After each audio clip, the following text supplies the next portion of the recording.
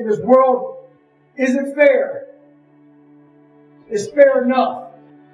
I see a lot of blacks, whites, women, lesbians out here grinding, getting after it, very successful. So where's your excuse? I see a lot of finger pointing, tons of people blaming other people. One big thing is this: fear. It keeps you making excuses for yourself. Fear lives one place and one place only, and that's in your mind. And I hate to say it, man. Everybody goes, what is your secret, man? What's your secret about business? What's your secret about this? What's your secret about that? The answer is, you see his hands? Hard work, man. I'm sorry. I'm not a magician. It's not magic. It's literally, you're going to have to wake up and you're going to have to sit there and say, today's going to suck. And then when that day's over, you're going to wake up again and say, the next day's going to suck. And that's going to be your life. We're not achieving our goals fast enough. We're very impatient nowadays. For me, it was good. I didn't have a phone. I was out of this world by myself. It was a race against David Goggins. It wasn't a race against, God, I don't look good for this person or that person. It was me. I got to change myself. So for me, if I lost 5 pounds in a week, I got a feeling. I allowed myself to feel proud of that. I didn't look at, I got to lose 106 pounds. I'm like, man, I went from 297. Now I'm 292. In 1 week, man, I'm killing it. We're not proud of ourselves for the small accomplishments. What we need is we need this monstrosity of the thing to happen and say, I did it. Nah, there's a process that you have to go through, and patience is the process. And if you don't have patience, after a week, I haven't lost 30 pounds and I'm done. I'm over it. So that's what I found out with people, man. They're not patient enough to realize and to enjoy the moment, not live in it, just enjoy it. There's no finish line in life, but enjoy that moment. Roger that, man. I lost 5. Let me go 10 next week. So that's the whole thing about it. That's how people lose it. And so you have to be able to really chunk these things down and not allow your mind to get away from you at the worst times. So I became an expert at doing just that. Even though my life gave me a lot of challenges, I made a choice. And those things didn't make me hard. I had to find strength within them. Where I became hard was the discipline, the self-discipline. Key word is self. Discipline is great. Self-discipline makes you a master of yourself because no one is helping you. That's where you really start to callous your mind. You callous your mind not through enduring a hard childhood or a hard life. It's enduring the things that make you uncomfortable, which is we all have this list in our head of the things that we want to stay very clear of. Some of us are afraid of heights. Some of us are afraid of getting up early. Some of us are afraid of cold water. Some of us are afraid of going to college. Whatever it may be, we have this list that we are staying very clear of. You need to get the list, put it in front of you, and start making that list the only list you go from. During this list is how you start to create the calloused mind. You're never going to be able to callous your mind by going to this magical list in the golden tool shed that makes you feel all comfortable and fuzzy inside. There's no callus there. Calluses protect your hands against that hard, nasty, gritty ass bar that you're going to touch thousands and thousands of times. You have to do that to your mind. Your mind has to touch hardship. It has to be uncomfortable. It has to be put in a situation where it's forced to grow. If you're never forcing your mind to grow, there's no calluses. Calluses will never start to grow. So it starts there. One big reason why I can't stand it, public speaking, being on camera. I used to stutter real bad growing up. You're always having to face these demons that come out of everywhere. Because I'm decently successful now, but I've overcome a lot and I have a nice looking resume. But I'm still every day. I do it from my own personal, fears and younger thing about, man, I'll be out here stuttering and shit. You got man up, man. Put challenge. As a leader, there is no snooze button. It can be very lonely. Through your actions, you can change the mindset of those around you. You must do when you don't want to do. You have to find your best self when you are the least motivated. Your brain is like a muscle. You have to push it to a point of discomfort. All those days and nights you don't want to train, those are the days you must train. You must change the way you look at discomfort. People in life, they are the ultimate puppet masters. They exploit your weakness and they love to walk you around life and own space in your head. One of the biggest ways to cut those strings and walk on your own 2 feet to your own destination in life is to build self-respect, self-esteem, self-discipline, all those things. Stay hard is not just about going to the gym. Stay hard is about going that extra step when you feel like you can't. That's what builds self-esteem and self-respect. Stay hard. And the guy comes back around, looks at me. He pulls his car by me and says, "Why are you out here?" I said, "Because you're not." Sometimes your motivation needs to be because no one else wants to do it.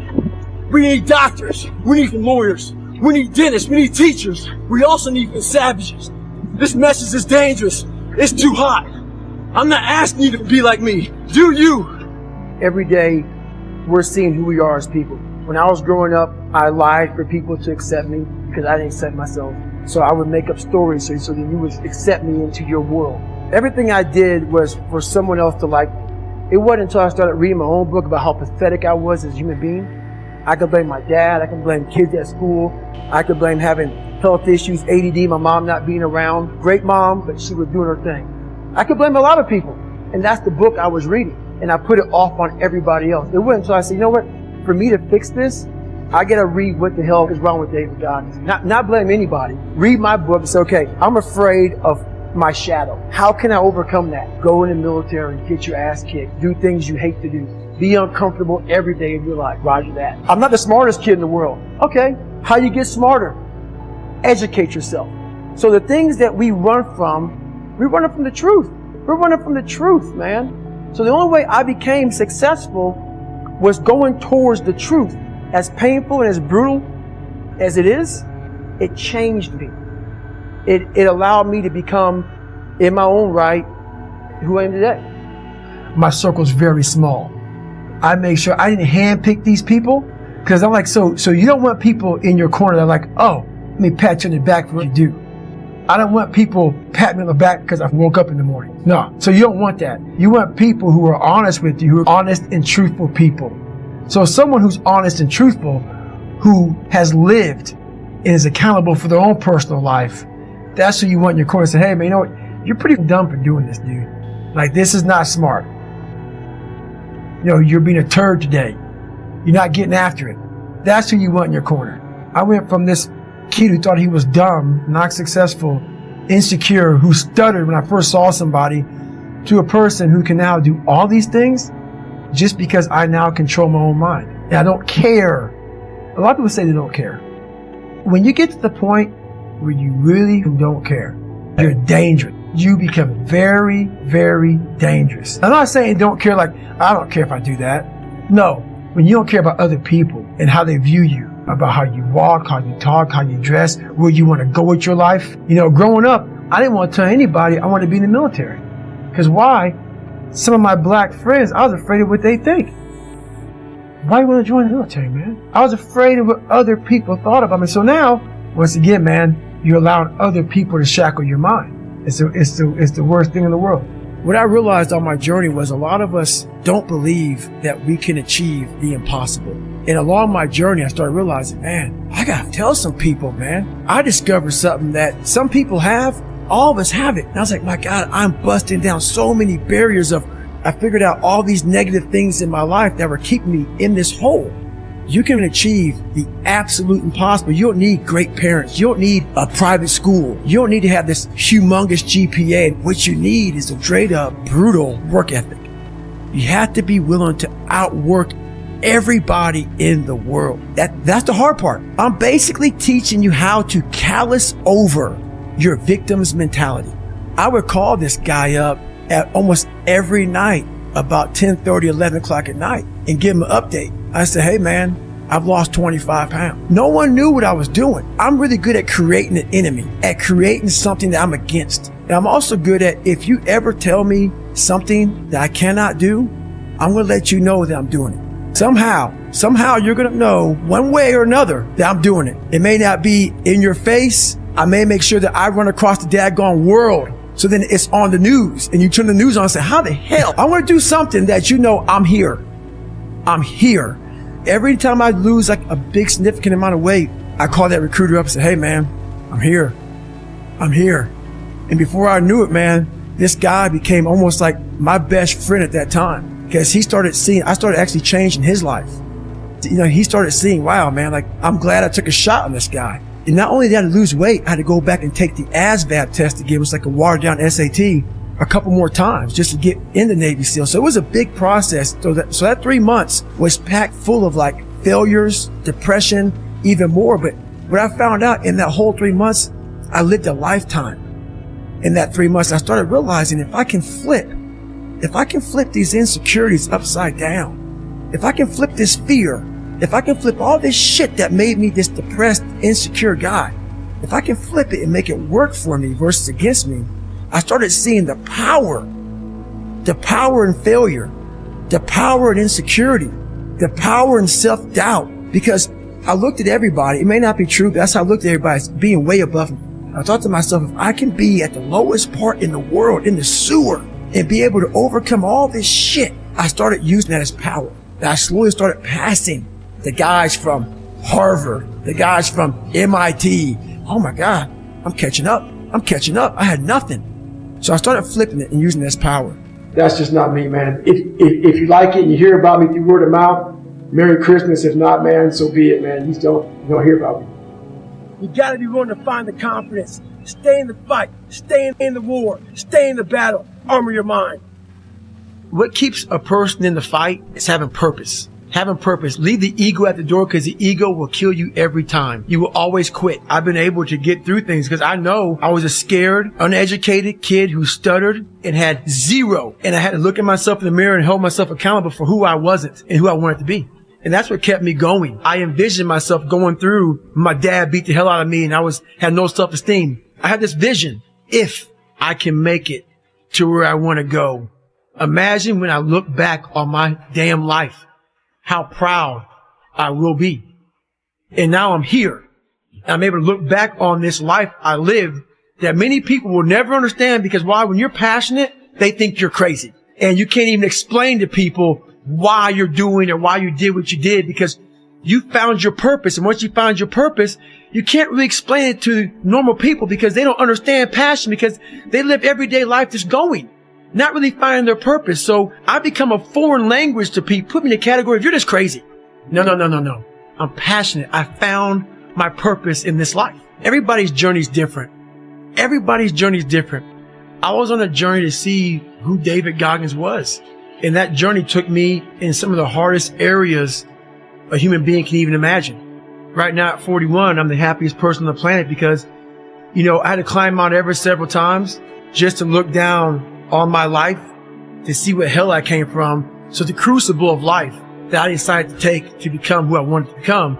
David Goggins was a kid that got bullied and all these other things. And I created Goggins. I created the guy I was proud of. I didn't care about awards. I didn't care about medals. I didn't care about bad water. I don't care about ultra running. These were all things for me to build internal in myself. I did this to be proud of who I am as a human being. And most people live a lie. I hated the lie I lived. And the lie I lived was I was nothing. And I knew I was nothing. And my journey, I wanted to be something. I wanted to be proud of who I was. And it took me in that direction. The challenge was always to do my best. It was honestly at that point, it became a whole new challenge. But at that point where I saw my best was done, I took what God gave me that day and said, well, I had to readjust the goals. And I found happiness and joy and peace. And like, okay, man, we're going to reset this damn boy and we're going to walk 105 miles and we're going to get to the finish line. And that's what happened. And you're going to walk 105 miles of bad water. It's going to be horrible. I know the truth. I know that my journey sucked and I didn't like it. I didn't want to be a SEAL. I didn't want to be a Ranger. I'm afraid of heights. I'm afraid of cold, dark water. That's why I was the only 36 African American in 70 years to become a SEAL. think I'm crazy, because why you think this? Because you can't see yourself going further than what you can. So you want to put a tag on David Goggins? Well, tag me. I'm sorry to say, I say beyond motivated, because it takes that to be successful. And that motivates you to get out of your house and go run 2 miles. But that wind chill hits your face once you go outside. That motivation is going to go away real fast. You go back inside and sit your ass on that couch. A person that's driven and passionate, they go outside, feel that wind chill, they go back inside to get a new hat. Because I'm going to get my damn running today. Is why I'm so misunderstood. Is because so few people have found their passion and found why the hell they're on this planet. And once you find it, you now understand why this guy did what he did, because he found his purpose in his life. I also calloused my brain through my life, through suffering, through not saying no, for not listening to the negative energy, the negative people. And when you continue to move forward through hell and move forward past your fears and your insecurities and continue to push through this wall, your brain becomes really callous and you're able to see things that most people can't even comprehend, because you never ran from the fight. You ran to the fight. And that built a different kind of mindset that allowed me to deal with very, very tough things. And you feel like, my God, I can fight all day. That's what taking souls is. But you have to have the will, the heart, the courage to go that distance when you're exactly jacked up. You have nothing left to give, and give more. People don't really understand what that is. When you're in the worst environment possible, the worst situation possible, and everybody's looking like, God, man, I hope this ends. And you see that. Time slows down and you see that. You're feeling that. Everybody has that look on their face like, God, this gotta go. I don't want to be here anymore. What separates me from a lot of people is they go into a daunting task, and the task is overwhelming. You have to be open-minded to the possibilities that I can do this. Once you shut your mind down to the possibility that it can be achieved, there's no way it can happen. So that's why my eyes and my body light up about things, because I know that if you're in a fight, you have to attack. You have to keep attacking. The enemy has to know he is not going to give up. You must break the soul of whatever's in front of you. I was never breaking the soul of anything in front of me. I started to devise ways to break a soul of a human being, of an object, of whatever's in front of me. If you keep on attacking something, nothing wants to stand in front of anything that is relentless. Nothing. It takes 1 second of energy to steal everybody's, and then you have all the energy you need. That's all you need. We have to find our new norm. When I was going through SEAL training, it was only supposed to be 6 months. I was there for 18 months, kept on getting setback and setback and setback. You gotta change your mindset to know my whole job now is at 4 o'clock in the morning. I get the kicked out of me for 18 months. You gotta create that new norm. That has to be your lifestyle. You are the master of your own mind. Create that masterpiece. Be proud of yourself at the very end of it all. I spend my time basically trying to focus on how to better myself to continue on my journey to be a better person in life. And all that time for me is wasted time. So there's no fluff in my life, man. Every second of the day is being utilized to become a better human being. The one thing that made me who I am today is being vulnerable. It's breaking myself down to the absolute rock bottom and being able to tell people who I am. And that's how I fixed it. Being able to look somebody in the eye and say, you know what, man, I have a whole bunch of character problems, character flaws. I've lied about this. I've cheated here. I'm insecure here. This isn't the real me. I lied to you about that. I wanted your acceptance in life. All those things happen, but the thing about it is that we get judged so quickly by who we are. We don't know. We don't go to where it happened. Life created this person, me. Life created me to be this person that I was back in the day. And I had to realize, man, that's okay, man. It's not my fault. Now I gotta go back and fix it though. A lot of this isn't your fault, why you do some things you do, why you feel the way you feel. But no one's coming back to save your ass. You have to go back to where it started, wherever that place is for everybody, and have the courage to go back there and start fixing what broke you. As you're trying to fix yourself and dig yourself out of this deep hole that life, society, and you helped also.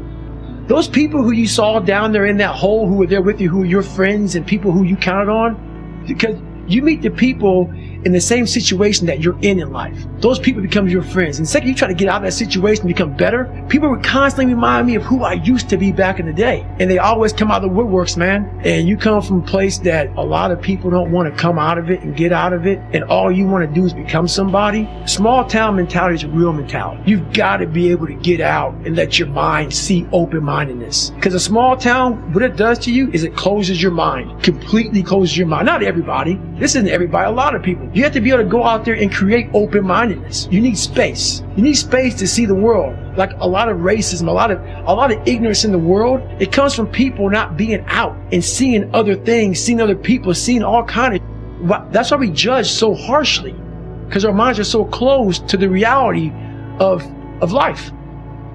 When it's suffering, when it's in pain, all it wants to do is find the easy way out, which is usually quit. If you quit, the pain goes away immediately. Your mind has a tactical advantage over you at all times. It knows your weaknesses, it knows your strengths, and it will guide you into your nice comfort zone. Even if I f*** up, keep your body positioned like you're still fighting. Don't start getting poopy pants and get upset with yourself. No, it's a mentality, and your body language has a direct thing to your brain. So let's say I'm training for a 100-mile race, and I get to mile 50, and I feel like everybody else, my mind gets soft. Why? Because I'm human. I'm not some damn hybrid creature that was formed from the heavens above. No, not human. I suffer. I don't like it. I'm uncomfortable. I don't like it. So my mind starts to get weak. When it's suffering, when it's in pain, all it wants to do is find the easy way out, which is usually quit. If you quit, the pain goes away immediately. You gotta give yourself enough energy and fuel in your mind to stay just a little bit longer so you can talk yourself into staying for the whole thing. Most of us never start anything cold. If you're gonna go to college, you gotta study your ass off. If you want to run a 100-mile race, a marathon, if you want to go be Mr. Olympia, in that moment where we need self-talk, when we're failing and we're in our worst spot possible, we forget the front end, all the build up to where we're at today. We forget how much work we put in. We forget that journey on what it took for us to get in this moment to make the right decision. My self-talk is this: okay, I want to get the f*** out of here, man. I'm done. Then I remember this. You ran 2,000 miles training to be in this moment right now. We forget that. We forget the 3 o'clock in the morning runs or getting up early for work or whatever you're doing. We forget all that. In that moment of suffering, I remind myself, I only have 50 more miles. I put in 6 months of training, going back down memory lane of all those f***ed up days. I ran the fucking rain, or I had to study real late at night. And I didn't want to do it, but I did it to get here. I wanted to get here. Now you're here, and now you want to fucking quit?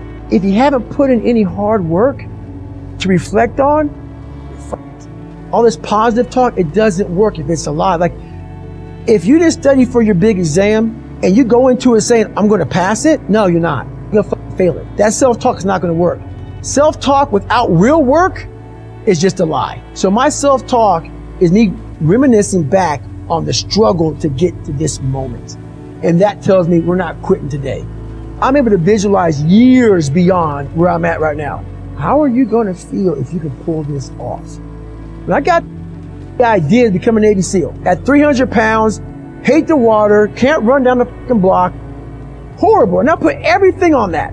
My whole life was, I'm going to be a Navy SEAL, come hell or high water. Who does that? You got to put everything on yourself. You got to sit back and be able to imagine where you want to be. Like, that's the power.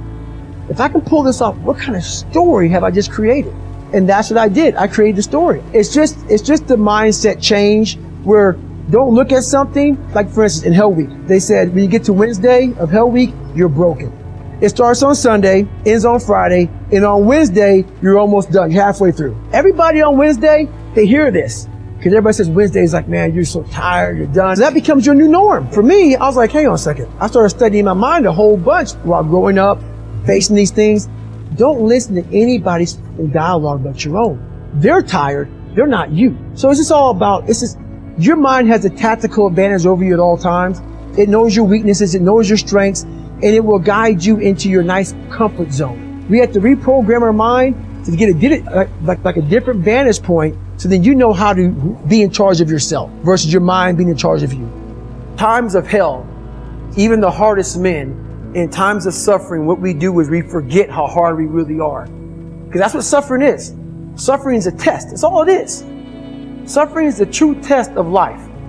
And so that cookie jar travels in my brain. So whenever I get put in a situation where I have poopy pants, the woe is me mentality of, oh my God, life sucks, I take a second, I take the 1 second decision. I step out of my life for 1 second, go in the cookie jar, pull up, oh, mother, you went 3 hell weeks and finished 2. One of those whole weeks, a guy died because it was so bad. Oh, you are a badass. You are. I put it back in the cookie jar, and I remember who I really am. I'm not the kid that was called, I'm not the scared kid. This is who I am. It's a reminder of who you truly are at the core of yourself. All these catchphrases people always say, failure is a part of life and failure is how you grow. I've said all that stuff before, but it really is a bunch of shit. It really is, man. I'm so tired of hearing all these cliche goal setting posters and all that shit.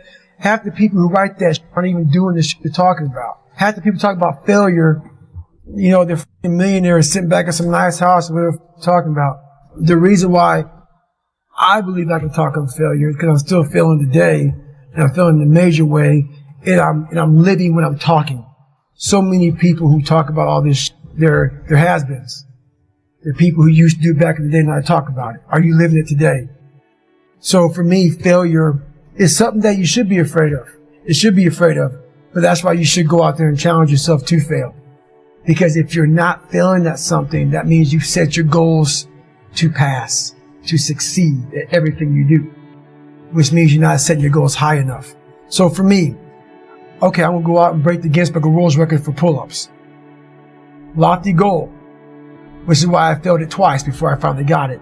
I knew going into everything I've ever done in my life, Navy SEAL training, 3 times before I got it. Everything I've ever done in my life took me 3 times before I got it. I knew that there was a huge possibility of failure. But what I gained from failure is this. I become the movie. I want to feel how I feel watching someone else in the movie. When I watched Rocky get his ass kicked and I watched all these different things of failure, I was able to put myself there and say, God, man, how much do you feel now that you finally got there? That's what failure has done to me. I've watched so many things and watched someone succeed at the end of it. It's like, God, I want to feel like that. But failure causes that one feeling. Without that failure involved, you don't have that feeling. If you just pass and you succeed and you're great, that feeling, yeah, okay, you're good. What takes you years, months, years to accomplish because you just can't get over the hump, but you continue going back to the drawing board. You're looking for those few seconds after you finally figure out the equation, whatever the equation may be, to get you to finally pass, to succeed. I live for that feeling, but I can't get that feeling without going through, I failed this equation, I failed this one, I failed this one, I failed this one. Oh, I'm figuring it out. So you start to feel it before you even pass, before you even get to the success part. And then once you succeed, the feeling's unbelievable. And you take that feeling of success, your failure, and you put it in your cookie jar. And you say, I'll come back and get you again. I'm going to need you again down the road in my life. You have to be able to break this very big thing into very small pieces. What makes people quit different challenges like Hell Week and Ranger School and 100-mile races and stuff like that is, like for instance, I ran 205 miles in 39 hours. Can you imagine what your mind is thinking at mile 100 of a 205-mile race? It's not thinking you're halfway done. It's thinking you have another 100 miles to go. It's not thinking, oh man, we're halfway down. It's thinking, oh man, I got a long way to go. And so you have to be able to really chunk these things down and not allow your mind to get away from you at the worst times. So I became an expert at doing just that. Man, what you expert about business, what you think about that, what you about that. The answer is you see his hands hard to work. Man, if I am sorry, I am not a magician. It's not magic. It's literally you are gonna have to work up and you are gonna have to steal their say. And today, gonna sick. And then when that day is over, you are gonna wake up again and say that next day it's gonna suck and that's gonna be your life. We are not achievable our goals first and we are very important. For me it was good. I haven't I was out of this world by myself is was a rich again. David Goggins, we want to reach again. Don't look, don't look good for this person. Don't look good for this person of that person. It was me. I gotta change myself. So far me, if lost 5 pounds in a week, I got a feeling I valued myself to feel proud of that. I didn't look. I could lost 160 pounds, 16 pounds. I am like man I want for uh, 1 week man I am killing it. We not proud of occupation for the smile achievement. What we need this neutrality. Things happen and say, did it their person that you have to good thought and pray.